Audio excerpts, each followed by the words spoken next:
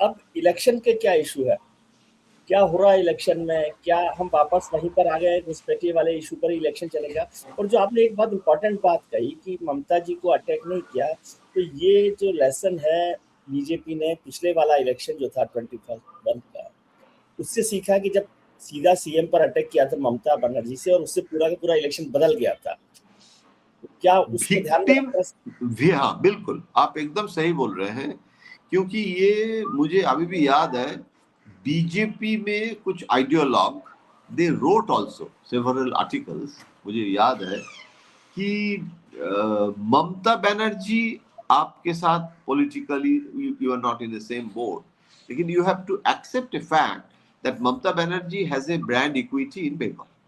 एक age factor है, एक महिला फैक्टर है, एक लड़ाई करके एंटी कम्युनिस्ट इमेज है, और उस समय उनके फाइटर इमेज है, और वो बहुत ग्रेट कम्युनिकेटर है।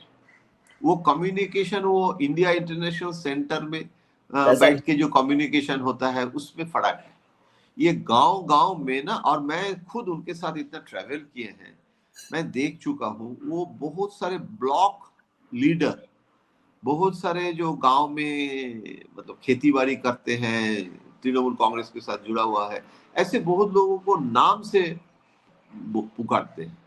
वो बहुत सारे पुलिस, ठीक एसपी नहीं, जिले का एसपी नहीं, वो कोई थाने का भी कोई पुलिस मैन है, उसको नाम से वो बुलाता है, हरे बिशु की कोच्चीस, ऐसे करके गांव में चलते चलते कि बिशु क्या कर रहे हो, कैसे हो, सब ठीक ठाक है, तुम्हारा पत्नी का वो हुआ था, अभी कैसे है, मतलब that is a very huge वो मैं आप कह सकते हैं, हाँ आप कह सकते हैं कि 15 साल पहले जो था ममता बनर्जी का ये जो communication skill may not be today same वो फ्रीक्वेंसी सेम, लेकिन ममता आज भी 15 साल बाद भी एजिंग फैक्टर है, फिर भी जितना डिस्ट्रिक्ट में जाते हैं, जितना रहते हैं, मैं तो बुद्धदेव भट्टाचार्य को देखा है ना, इतना बहुत अच्छे इंसान था, मेरे साथ बहुत अच्छा रिश्ता था, लेकिन दार्जिलिंग कितने बार गए थे, तो आपको लगेगा ना कि दार्जिलिंग हिल सिटी बहुत अच्छा लगता है,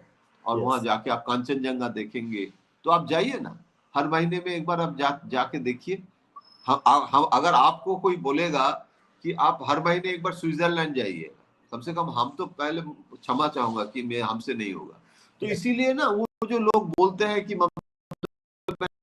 दार्जिलिंग में जाते हैं, वो सर्दी के समय भी दार्जिलिंग जाते हैं, ऐसे नहीं है कि गर्मी में। तो वो जो पेनिट्रेशन टू द हिल, जहां उनका वीकनेस है, दार्जिलिंग में एक सीट भी टीएमसी का नहीं है।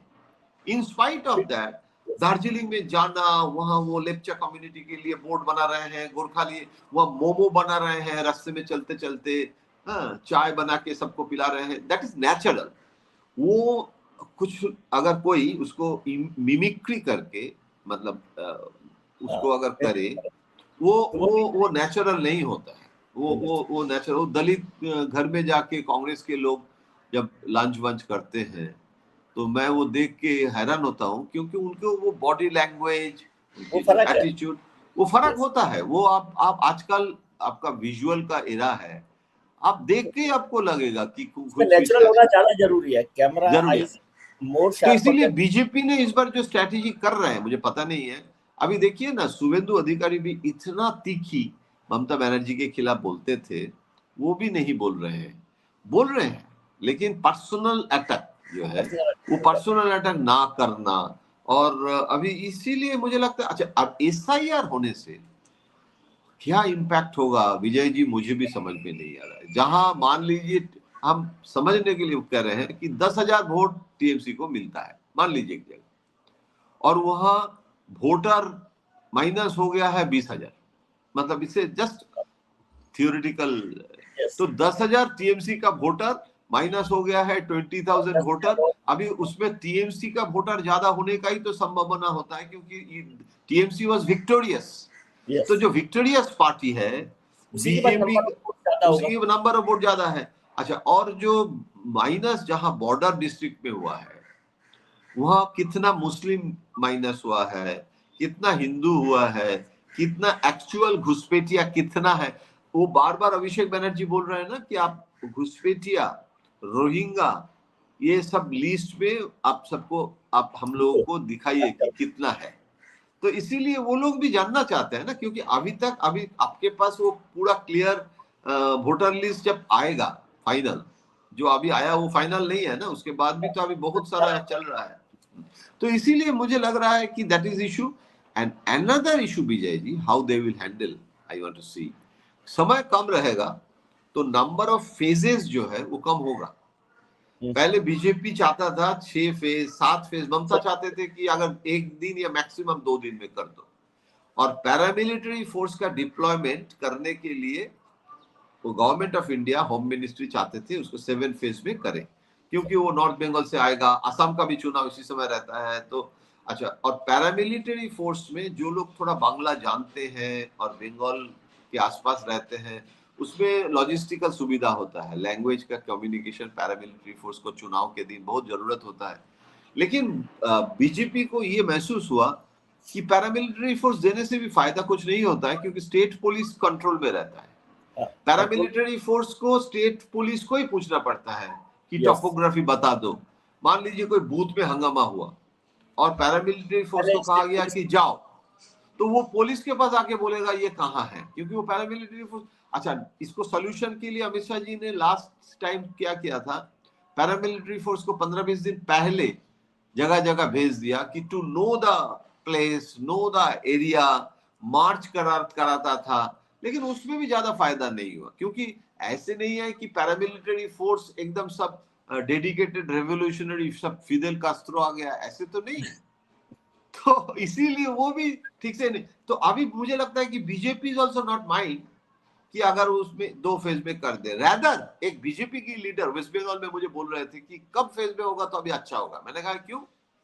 तो कह रहे हैं कि टीएमसी भी दूसरे जो बॉर्डरिंग डिस्ट्रिक्ट का या बॉर्डरिंग कॉन्स्टिट्यूएंसी का जो कार्डर्स हैं, नॉट फॉर वोटिंग, उसको लाके पुल करते हैं और वो मोबिलाइज करते हैं वोट के दिन, लाना वोटर को। तो वो अगर एक साथ वोट होगा मुश्किल तो होगा। वो टीएमसी का mobilisation of workers will be less. That is also another completely new strategy. तो मुझे अभी पता चलेगा कैसे क्या होता है, लेकिन रोचक होगा, इसमें कोई संदेह नहीं है।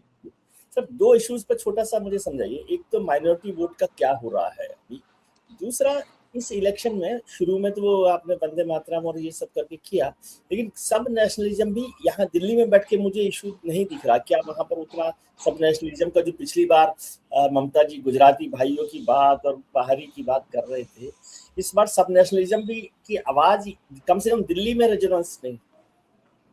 दोनों इशू बहुत इंपॉर्टेंट है। Muslim issue, this is very interesting, क्योंकि मुस्लिम कम्युनिटी में जो 30% है, जो हुमायूं एक नया पार्टी बनाया, देखिए हुमायूं खुद कितना सक्सेसफुल होगा वो मुझे पता नहीं है। हो सकता है 1-2 सीट मिले तो बहुत बड़ी बात है, उनके अपने डिस्ट्रिक्ट 1 सीट भी मिलेगा या नहीं पता नहीं है। लेकिन जो डिस्ट्रिक्ट मान लीजिए अलीपुरद्वार, कूच बिहार, ये जहां बीजेपी का सबसे गढ़ माना जाता है, ऐसे डिस्ट्रिक्ट भी है जहां कोई टीएमसी नहीं जीता है, सब बीजेपी ने ले लिया था। अभी क्या होगा, अभी जैसे मुर्शिदाबाद में हुमायूं के जो एरिया, वो अगर क्योंकि वो बीजेपी और टीएमसी का वोट परसेंटेज अलग अलग करके अगर आप स्कैन करेंगे तो ज्यादा नहीं है, और उसमें बीजेपी जो जीत गए हैं उनके मार्जिन कम है। तो टीएमसी के कोशिश था इस बार कि ये सब बीजेपी का जो नॉर्थ बंगाल का सीट है उसमें मुस्लिम भी है, तो कंसोलिडेशन ऑफ मुस्लिम करके वहां बीजेपी को हरा दिया जाए, क्योंकि परसेंटेज स्विंग कर 2-3% का स्विंग होने से ही हो जाएगा। हुमायूं होने से एक संभावना जो बीजेपी के लिए फायदा हो सकता है, अगर हुमायूं का प्रॉब्लम है उसका इंडिविजुअल कैपेबिलिटी, अगर हुमायूं की जगह ओवैसी टाइप कोई बंगाली ओवैसी होता तो ये इलेक्शन दूसरा हो जाता। Humayun is not that efficient guy, वो थोड़ा, उसका भी थोड़ा इश्यूज है, जो उनके खिलाफ भी करप्शन का इशू फैमिली में, ममता बनर्जी ने भी उनके अपना सीआईडी लगा दिया। तो उसमें भी वो थोड़ा मतलब थोड़ा उनके फियर साइकोसिस एक काम करता है। हुमायूं के टिपिकल हुमायूं कैरेक्टर में वो उतना बोल्ड जो होता है ना वो नहीं है। तो वो इसीलिए मुझे पता नहीं है कितना वो कर पाएगा कितना नहीं, लेकिन जो स्ट्रैटेजी है, अगर मान लीजिए एक एक सीट में 2000-3000 करके भी वोट अगर हुमायूं को मिले, वो जीता नहीं लेकिन उसको वोट मिला है, तो उसमें बीजेपी का फायदा होगा। जो टीएमसी ने सोचा था कि बीजेपी से टीएमसी के पास ले आएगा वो सीट, उसका संभावना कम हो जा रहा है। नंबर 2, मुस्लिम में भी ज्यादा एक कैंपेन कर रहे हैं, हुमायूं भी कर रहे हैं और सिद्दीकी, नौसद सिद्दीकी वो भी कर रहे हैं। आईएसएफ जो इंडियन सेक्युलर फ्रंट, वो साउथ बंगाल का मुस्लिम पार्टी और हुमायूं का नॉर्थ बंगाल का मुस्लिम पार्टी, तो वो ये कैंपेन कर रहे हैं कि ममता बनर्जी जो एक एक करके मंदिर, अभी तो अनाउंस किया है जैन के लिए भी एक मंदिर बनेगा, जैन समाज के लिए, तो हर डिस्ट्रिक्ट में इतना मंदिर, तो ये मुसलमान के लिए एक मस्जिद तो नहीं बनाया और इतना मंदिर बना रहे हैं। इवन ऐसे कैंपेन भी हुआ है ममता बनर्जी के खिलाफ मुस्लिम उसमें कि जगन्नाथ की प्रसाद हमारे मुस्लिम समाज में भी हम लोगों को भेजा है। तो ऐसे कभी हमारा जो हमारा जो ईद का, तो ये बहुत पोलराइज्ड कैंपेन। एक कैंपेन है कि जैसे सच्चर कमेटी का रिपोर्ट जी, और सच्चर कमेटी के रिपोर्ट में मुस्लिम का डेवलपमेंट नहीं हुआ, और उसमें पश्चिम बंगाल का हालत बहुत खराब है। ये एक्चुअली बीजेपी के तरफ से बीजेपी ज्यादा मुस्लिम के लिए तो मतलब वो कैंपेन में इशू नहीं होता है, लेकिन मुस्लिम पार्टी जो है वो मुस्लिम समाज में जाके ये सच्चर कमेटी का रिपोर्ट, मुस्लिम डेवलपमेंट, ममता को हिंदू मंदिर का ये सब जो कर रहे हैं, ये मुस्लिम के ऊपर कितना असर पड़ेगा वो देखना है। लेकिन मुझे लगता है ज्यादा नहीं पड़ेगा, क्योंकि अभी माइनॉरिटी वोट तो फाइनली वही है। इसीलिए ये मिक्स्ड है। मैं जो पहले जो बताया ना, ये 3000-4000 करके थोड़ा वोट काटेगा तो उसमें, अदरवाइज कोई measure in block Muslim usually vote ममता को देते हैं। उसको तोड़ने का कोशिश बहुत सालों से चल रहा है। वो सलीम को भी तो स्टेट सेक्रेटरी बनाने से मुस्लिम एक फैक्टर होगा ये सोचा गया था, नहीं हुआ ना। तो इसी सीपीएम का एक भी एमएलए नहीं आया असेंबली में। तो अगर मुस्लिम इतना, मतलब सलीम के लिए भी तो वोट दे सकते थे। कम्युनिस्ट पार्टी का रिवाइवल ऑफ मुस्लिम वोट नहीं हुआ। सलीम अच्छा लीडर। हाँ, और मुस्लिम वोट का वो रिवाइवल नहीं हो पाया क्योंकि वो इनसिक्योरिटी भी ज्यादा बढ़ रहा है कि बीजेपी आ जाएगा, और इसमें ट्रम्प और ये जो वर्ल्ड के जो डेवलपमेंट और उसमें जो मुस्लिम, हाँ, ईरान वीरान, ये जो सब इश्यूज हैं, उसका भी एक असर जैसे जमात के ऊपर है बांग्लादेश में। तो ये सब बहुत सारा ये कॉम्प्लिकेटेड इश्यूज हैं। जो मुस्लिम जो इशू है वो इतना, और उसको Mamata Banerjee she knows how to use and handle it. तो वो एक इशू है। और दूसरे जो सब नेशनल आप बोल रहे थे ना, उसमें मैं फ्रैंकली बता रहा हूं, ये एक हो रहा है कि BJP is a party of non Bengali और Trinamool is the party of Bengali. This is a dangerous, I hate it. अगर ऐसे सब नेशनलिज्म के आधार पर बंगालीज आर मेजॉरिटी और गुजराती, मारवाड़ी, हिंदी भाषी, उसमें लोकल जो एमएलए है, वो लोकल एमएलए अगर हिंदी भाषी है टीएमसी का, he is taking care of those areas like बड़ा बाजार, जोड़ा साको। लेकिन ब्रॉडली जो बंगाली वोटर्स है उसको ये एक डर है कि बंगाली के हाथ से निकल जाएगी, ये निकल जाएगा, और बीजेपी चुनाव में अगर जीत जाएगा तो ये मारवाड़ी और गुजराती का स्टेट हो जाएगा। Very simple, very serious. और ये मैं बहुत फ्रैंकली बता दिया कि this, and I hate it. मैं 40 साल मैं दिल्ली में रहा, तो मैं इतना जेनोफोबिक अप्रोच तो मेरे लिए तो एकदम, मैं अगर बंगाल में ये सोच आएगा, अमरा बंगाली बंगाल में नहीं हुआ, तेलुगु देशम हुआ है।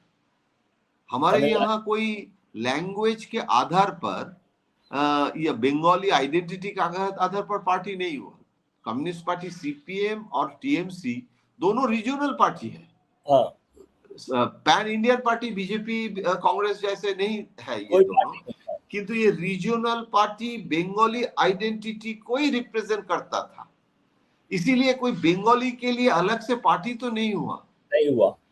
लेकिन अमरा बंगाली है एक ऑर्गेनाइजेशन, एक समय कोशिश किया था पॉलिटिकल चुनाव के समय भी, लेकिन Bengalis they didn't accept this xenophobic phenomenon, कभी नहीं एक्सेप्ट किया, आज भी नहीं कर रहे हैं। लेकिन मैं कह रहा हूं कि एक हिडन कारपेट के नीचे वेव है, एक वेव चल रहा है कर रहा है। कि सुबह चाय की दुकान में जाने से पता चलता है, ये चर्चा उधर होता है। जी सर, लास्ट सवाल, तो जैसे पिछली बार बीजेपी भले ही सक्सेस नहीं हुई, लेकिन उसने एक बड़ा जंप किया था। अभी बीजेपी और टीएमसी में बड़ा अंतर है, वोट डिफरेंस के हिसाब से देखें 8-10% है। तो क्या बीजेपी की कोई संभावना आप देख रहे हैं? बाकी तो अब जब चुनाव शुरू होगा तो करेंगे। आज की तारीख में as of now you see any? आज के दिन में जो चल रहा है उसमें बीजेपी का सीट बढ़ सकता है, स्टेट बढ़ सकता है। हाँ, स्टेट में 77 है नंबर ऑफ सीट्स, तो 77 से ज्यादा बढ़ना मतलब देखिए, अभी तो अगर कांग्रेस एंड लेफ्ट कुछ सीट ले सका तो that is a different thing, लेकिन मैं मान के चल रहा हूं कि कांग्रेस गया कुछ लगता नहीं है, क्योंकि TMC has become the Congress का जो स्पेस है वो ले लिया। और कम्युनिस्ट पार्टी को तो आप देखिए क्या मतलब हालत है, मतलब अभी भी उनके जो मोर देन 30 इयर्स का जो रेजीम है उसके एंटी इनकम्बेंसी से बंगाली अभी भी उसको एक्सेप्ट नहीं कर पा रहे हैं।